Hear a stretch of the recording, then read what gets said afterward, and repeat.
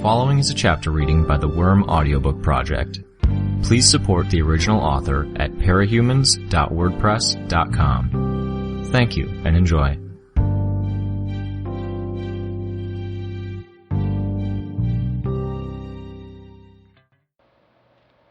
Arc 20, Chapter 3. Yes, I said. I'm trying to avoid you because I have someplace to be. I'm hurt, Taylor. It's been a while since we had a chance to talk. We used to be friends, don't you remember? I remember, I replied. Didn't want to get caught up in this. At the same time, I wasn't sure I wanted to back down either. I glanced around at the others. I needed a better term for the people who'd stayed. A name for that particular clique. They'd approached us, interested, but were hanging back enough to indicate they weren't about to jump to my defense. Couldn't blame them. The last series of events in Brockton Bay weren't the sort that rewarded heroes. These people had made it through by playing it safe and avoiding trouble. Emma's friends weren't the same way. They approached, offering Emma backup and support. They didn't join in, though. Emma was point man here. She was in a mood to start trouble, I could tell, and everyone present knew it. The guards? They hung back, even further away than the ones on the periphery. 2 or 3 of them. As I saw it, they were backing Emma up. If I smashed her teeth in, or tore her ear half off like Sophia had once done to me, they'd stop me, and I'd get in trouble. I'd get delayed from getting to where I wanted to be. Changed your look? I have to say, you managed to make any style look great. The sarcasm was subtle. There was also a glimmer of a memory in there. She was referencing something. I brushed it aside. I doubted I wanted to think too hard on it. You're not impressing anyone, I said. So hostile, Emma said. Is that part of your new image? Being rude? Keeping everyone at arm's length? If anyone's trying too hard, it's you. Oh, I just had to take one look at her expression to see she was reveling in the irony. She didn't give a damn that the accusations she was directing at me could be turned against her. For her, it was all about the reaction she got out of me. Victories, both big and little. And all the while, she was oblivious to what I was holding back. Tens of thousands of bugs. Insects and arachnids. Worms, centipedes, snails, and slugs. I restrained them in the same way I might keep my fist clenched, resisting the urge to swing it at her. It wasn't just the idea of hurting her. That was almost secondary. It was the idea of catching her right now, when she had less of a hold over me than she'd had in years. To see the look on her face in the moment before the bugs forced themselves into her airways, the dawning comprehension, the realization of what she'd brought on herself. One action, and she might experience a share of the fear, the frustration, and disgust I'd experienced over the years. The hopelessness, the helplessness, in the face of someone who had more power to throw around. I could imagine the bugs flowing into her mouth before she thought to cover it, flowing into her nostrils until she covered that. I could imagine the moment she'd realize she'd have to swallow if she wanted to breathe. I might even dismiss the bugs from flying around between us, just so I'd have a clear visual of it. More likely that she'd throw up, but I'd have a minute or two before the heroes mobilized. Zoning out on me, Hebert?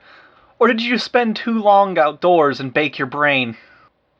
I don't know what to say, I admitted. Big surprise, because I don't really think much of you anymore. I've dealt with drug dealers, vandals, looters, and thugs, and the gangs that were roving the city trying to get their hands on young girls. Hell, I was there when Mannequin attacked the boardwalk. All true, except I dealt with them in a more direct fashion than I was implying. Big girl, so brave, Emma said. I saw 1 or 2 people on the periphery of the crowd shift position, irritated.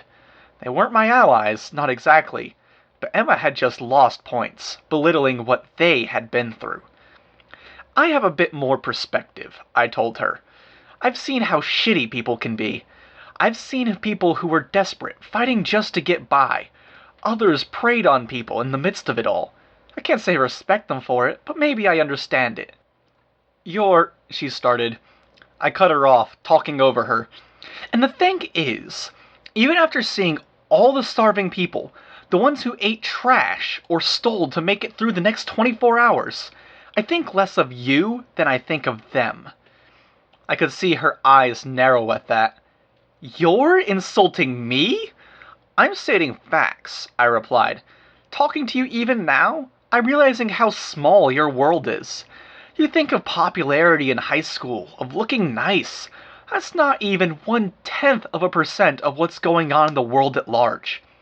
Yet you're trying so hard to climb to the top of this tiny, sad little hill. You're missing one key fact there, she said. There was no smile on her face now. You're beneath me on this little hill, so what does that make you?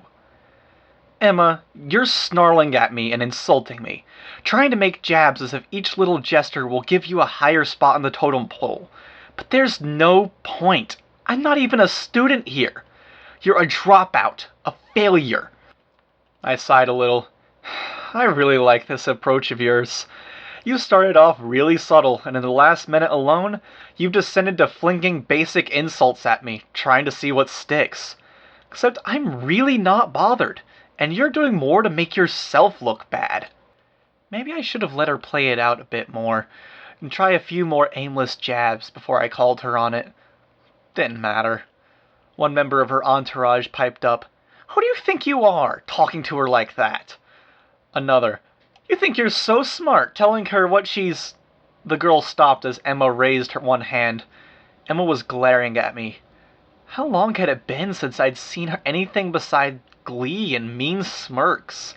Something substantial, and not just a look of fear as she was huddled up with her family at some fundraiser, or being shocked when I'd slapped her in the shopping mall. Was Emma actually angry? The Taylor of months ago would have appreciated the realization. She might even have found it healing.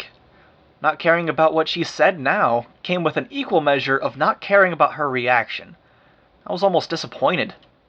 I've seen you break down into tears one too many times to buy that you don't care.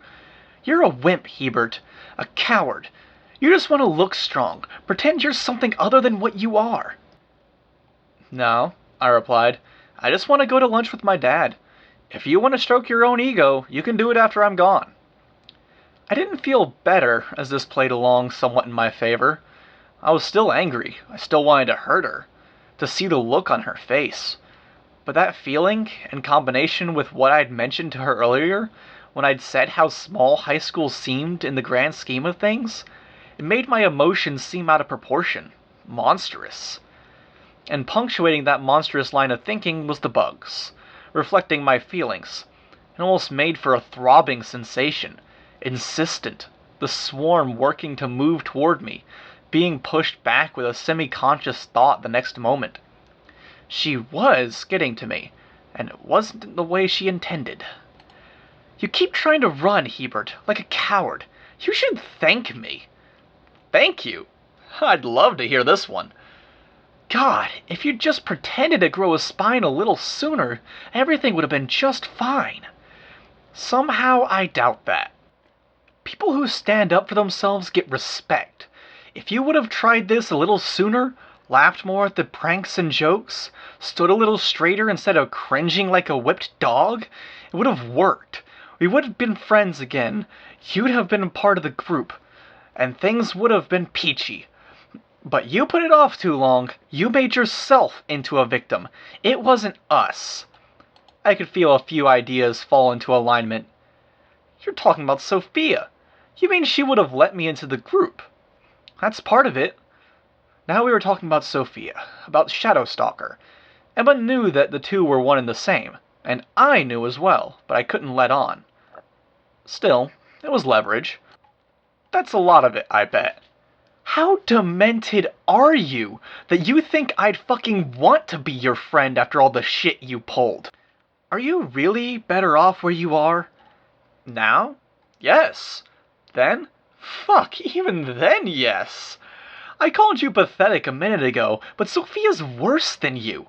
She was a sad little basket case who lashed out at people with violence and barbed words because it was the only way she could deal.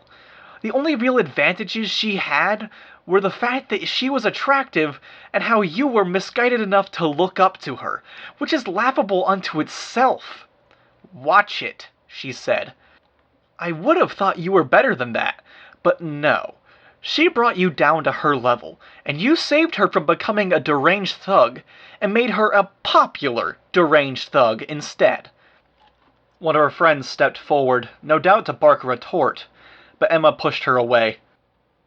"Watch it," one of the guards called out. "Hands off!"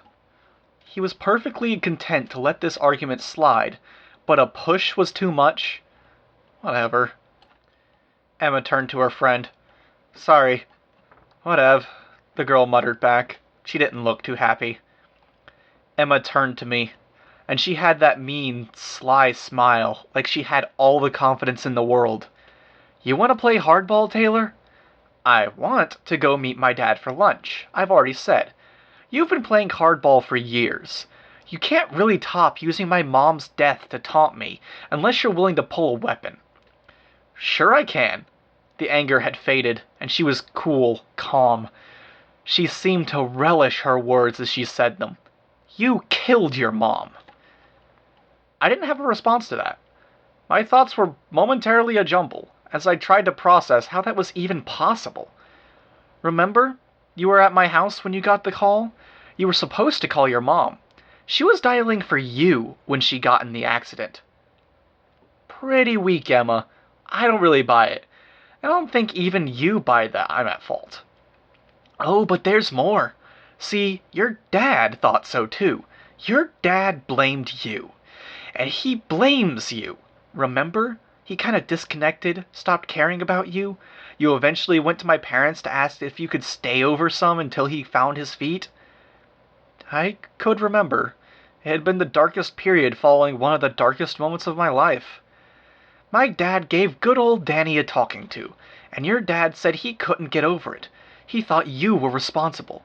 He blamed you because you didn't make the call you were supposed to, and your mom had to drive over, worrying something was wrong." I could visualize it. Fit this information into the blanks. Emma continued speaking, and her words were in parallel with my own train of thought. "Ever think about how distant he got? Maybe how distant he is, even now? He loves you, maybe, but he hates you too. He dished all the dirt to my dad, and told him how if you'd just called, if you'd picked up the phone when your mom tried to call you from home, he'd still have his wife. He'd still have a woman who was fantastic and smart and beautiful. Someone way too good for him. Now all he's got is you. You, who he took care of more because he had to than because of anything else. Does he even like you now?" Did my dad love me? Yes. Did he like me? That was up for debate. A hollowness had settled in me.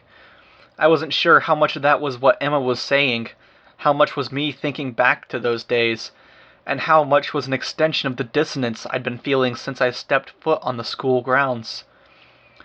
I glanced at the others around us. They were quiet, watching. They weren't leaping to my defense or joining in on Emma's side. Observers. Emma, for her part, was smiling, mocking me with her smugness, waiting for the reaction. I exhaled slowly. With all the time I'd spent around Tattletale, it wasn't hard to see what Emma was doing, identifying the weak points, then making educated guesses, making claims that were difficult to verify, but devastating in their own right. She didn't have powers, but she did have the background knowledge of me, my dad, and that period of my life. If I'd ever been close to using my powers on her, it was here, now. The fact that she was using my parents against me, trying to fuck with me on that level? I drew in a deep breath, then exhaled again.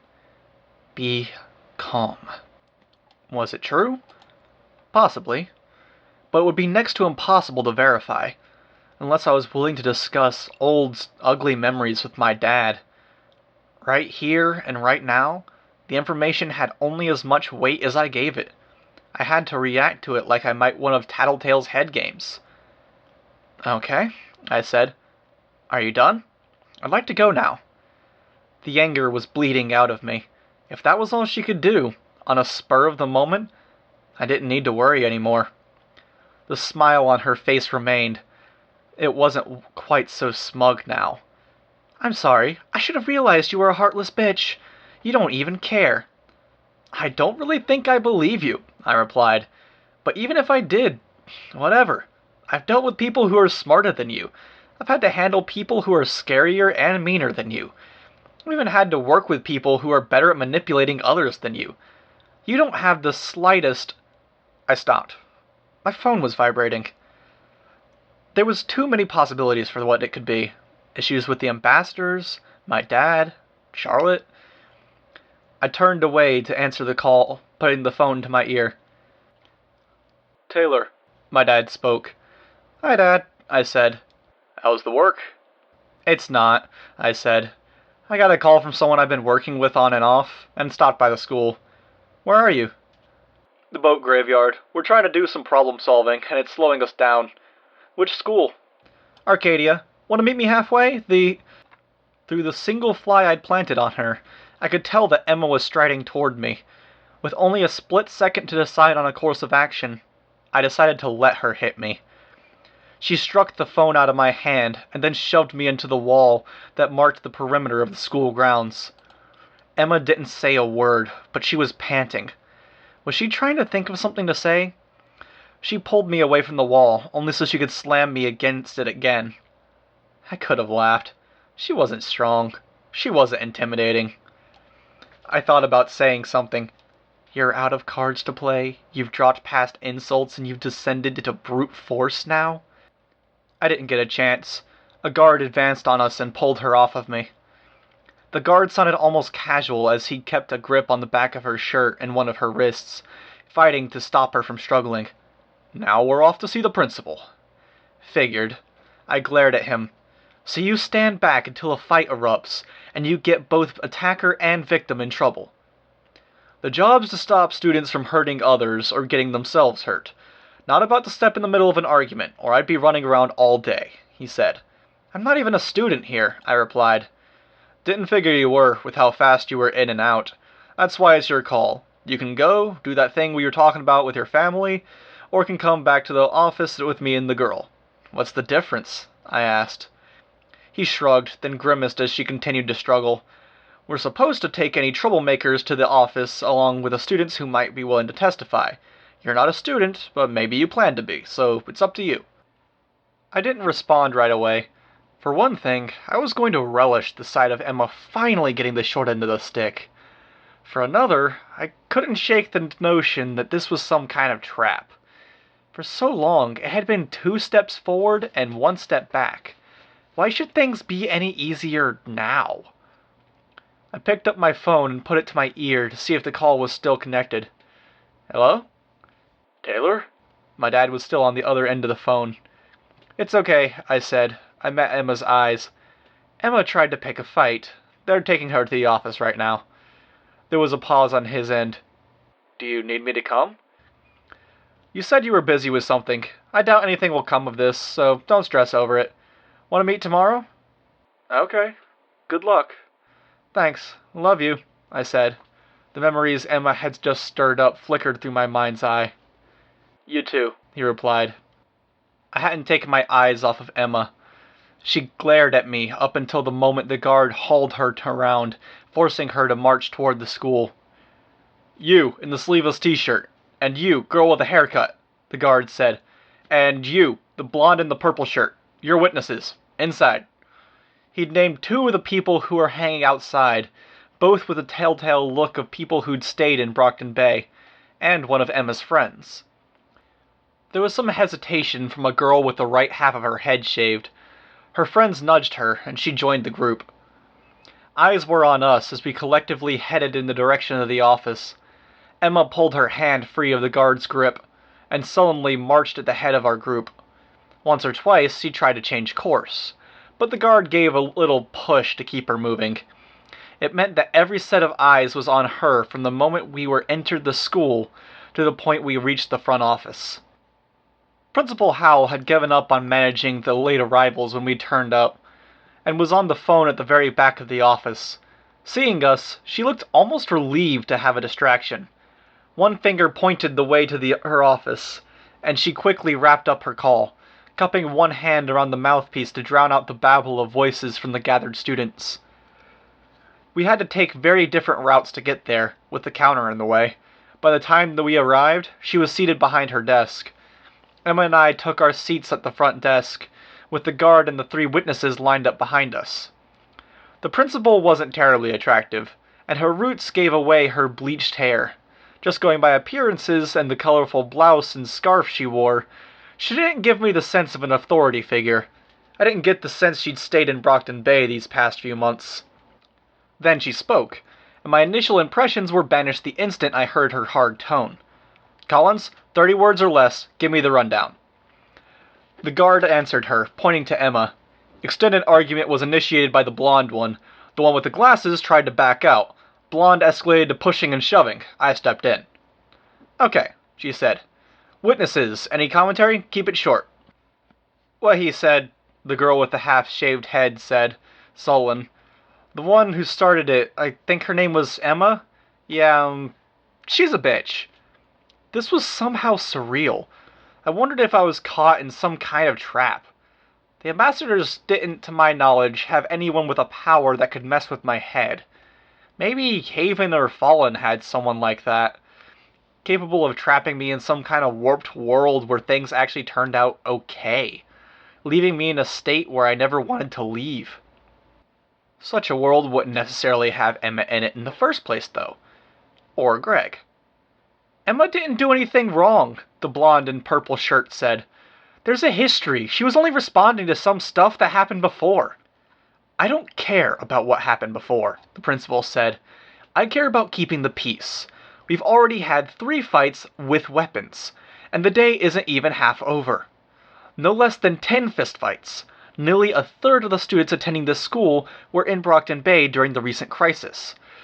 Some were merchants, others were members of the white supremacy groups, and many more found or are still taking refuge in a territory held by the current crime lords of Brockton Bay. Friction is inevitable. I'm certain many of my students have post-traumatic stress disorder, and any number of students haven't yet made the transition from being a survivor to being an ordinary student." She leaned her elbows on the desk. "That's fine. I'm willing to accept trouble as a fact of life. Given recent events, it would be unfair to hold you," she paused to eye me, the girl with the hair, and the boy in the sleeveless t-shirt, "to the same standards as any other student, given what you've been through." "That's not fair," Emma said. "Emma," the principal said, "what you did was monumentally stupid and dangerous." Again, that surreal feeling. This would have been the point that I woke up to find I was still buried in Echidna, experienced some warped reflection of past events, only in a more pleasant vein. Or maybe this scene twisted around and I'd realized I was in some modified agnosia fog, and everyone around me was a member of the 9. Principal Howell continued, "You there, your name?" "Terry," the boy in the sleeveless t-shirt said. "Did you bring a weapon to school today?" "No." "Have you been in a fight in the last few weeks?" "A few." "Okay. And you, miss?" "Sheila. And yeah, brought a weapon." "Do you have it on you?" Sheila reached into a back pocket and withdrew a keychain. A piece of metal dangled from the end, a bar that could be gripped, and 2 spikes that stuck out in front. It was like brass knuckles, but not quite. The same principle applied. "Thank you. If you would hand them to Collins, I'd appreciate it." Sheila gave Collins a wary look. "Or you could step outside," Howell suggested. "Yeah," Sheila replied. "I'll do that." She turned on her heel and stepped out of the office. "And you, your name?" She was looking at me. I responded, "Taylor Hebert." "Were you armed?" "Yeah," I said. She handed over her knife without a fuss. Collins said, "Cheap knife, basic sheath." "And if pushed, if you had it, would you have used it?" the principal asked. I hesitated. "You won't get in trouble if you say yes. Be honest." "I don't know," I said. "Define pushed." "Never mind. Have you used it?" "That one? No." "But you have used a knife." I nodded, reluctant. I couldn't shake the feeling that the walls were going to close in around me, screwing me over. I hope you get my point, the woman said, turning back to Emma. You're saying they could have hurt me, Emma replied, sullen. Would have, in some cases. This isn't the city you're used to, nor the same students. It's fine, Emma said. We'll see. Putting you into the computer. Emma, what was it? Barnes, I supplied. ES at the end. She typed on the computer keyboard to her right. And Taylor Hubert? Hebert, EBE. More typing. Hebert, just give me a second to pull records. Damn, fancy new school, you'd think they'd give us better equipment. She hit the power button. The computer took a minute to reboot. Long seconds passed. Nobody spoke. The screen flared back to life. She murmured. What is it? Collins asked. A number of past incidents, and we got the emails from Winslow High School. I did a search for their names, and there's one that postdates the Embringer attack.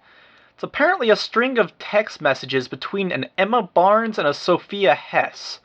There's a great deal of a discussion about an ongoing bullying campaign against Taylor here. I glanced at Emma. She'd gone pale. A final fuck you from Sophia? Guess she wasn't a friend after all. The principal looked me square in the eye. Would you like to press charges? I couldn't even think straight, hearing that. It was so out of tune with my expectations. No, I was still seated on the hard plastic chair, Emma to my immediate left. This was reality. This was everything I'd wanted, as far as the Emma situation. To enjoy a small victory. To see her house of cards come tumbling down. To actually get to press charges? To see justice? No, I said. Emma's head snapped to face my direction with enough speed that I thought she might give herself whiplash. Why not? Principal Howell asked. Because I'm a supervillain, and I don't want the scrutiny. Because her dad's a lawyer with connections, and it won't work. Because she's not worth the trouble. I gave her the first answer that I could think of that wouldn't cause more problems. Time spent on this is time I can't devote to my territory. I don't want more conflict, not with all the other issues surrounding this. The school can take action against her without your consent, she said. Feel free. I just want to be done with her, that's all. Very well. Emma, I'll see you again in September. September? The summer classes we're offering are very much a privilege. Now, I'm sure you've faced your share of stresses and having to relocate twice in a short span of time. But I'm not inclined to extend the same leniency to you that I'm extending to those who have been through so much more. I suspected Emma was at least as stunned as I was. When you return, we can discuss whether you'll repeat the 10th grade, and whether you'll repeat it here. I'll have had time to review the emails and past records. She tapped a few keys on the keyboard, then frowned. What was I saying? Right. Given the possibility that Taylor might choose to attend in the future, and even just the basics I'm reading here, it may not be conscionable to let you attend as well. This is ridiculous. My dad's a lawyer. There's no way he'll let this happen. Then I expect we'll have a great many discussions in the future. Collins, would you please take her to the front? I'd like a word with Miss Hebert. Will do. Maybe not a delusion. A trap? Head games from a cord? Or was she an ambassador, trying to curry favor? I wasn't that sure what every member of the Fallen or the Teeth could do. Could one be a shapeshifter? Something else? The door shut behind Collins, leaving the principal and I alone in the room. Satisfactory? She asked me. What? Is this end result satisfactory? If you're holding back because you were afraid your membership among the Undersiders might come to light, rest assured I can be discreet. She did know something. I'm not sure I understand. It doesn't matter. I get the impression you didn't want to be treated any differently. Who are you? A vice principal and well over her head, she said, leaning back in her chair. I didn't see it firsthand, but I felt the effects of this long series of disasters. My predecessor made it through, past an Endbringer attack, past food shortages and disease, past the roving gangs, the thugs and looters, past the Slaughterhouse Nine, an amnesia fog, and a takeover of the city. So many things. And at the end of it all, Just when things started to get better, he couldn't adjust.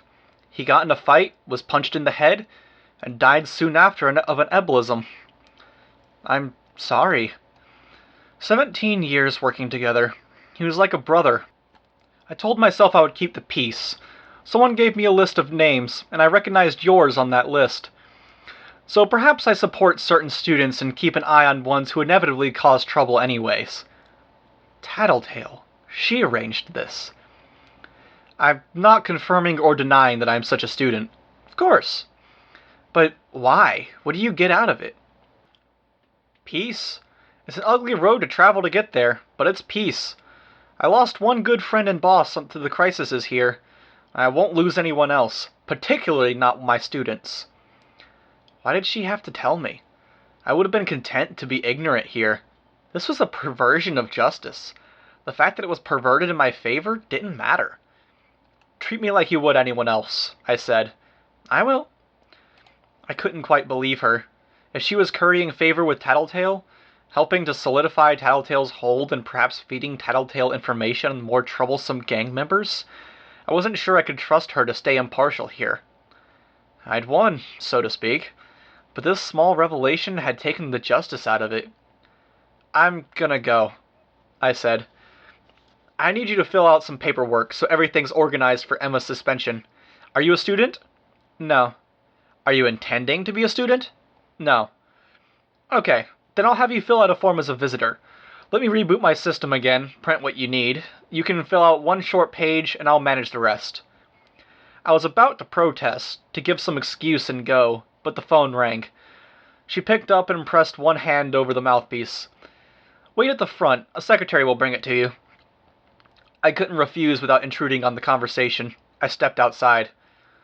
Emma was at the front too, slouched in a chair with Collins standing beside her.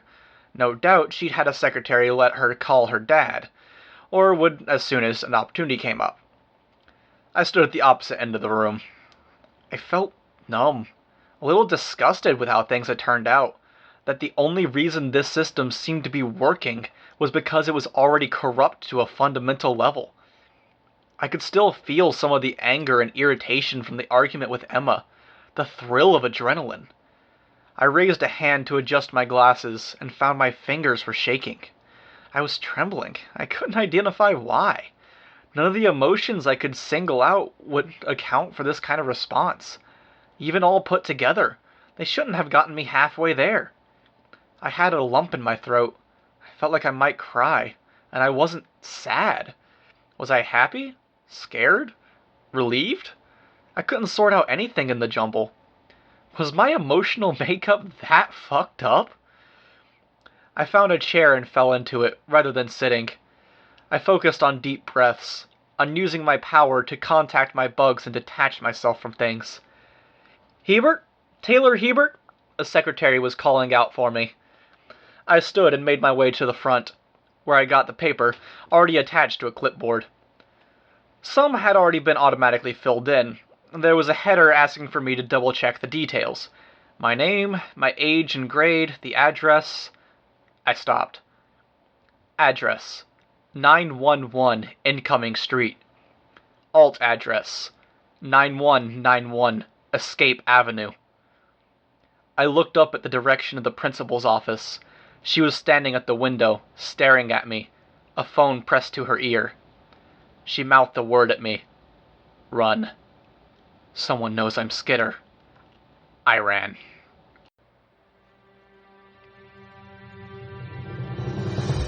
Hi, this is Ranku. You just finished listening to a chapter from Arc 20, Chrysalis, from the web serial Worm by J.C. McCrae. This production is brought to you by the Worm Audiobook Project. If you'd like to know more about us, or to volunteer your own services, please check us out at audioworm.rein-online.org. You can download or listen to every chapter directly from our site, or you can find us on iTunes or any podcast app under Worm Audiobook. Thank you for listening.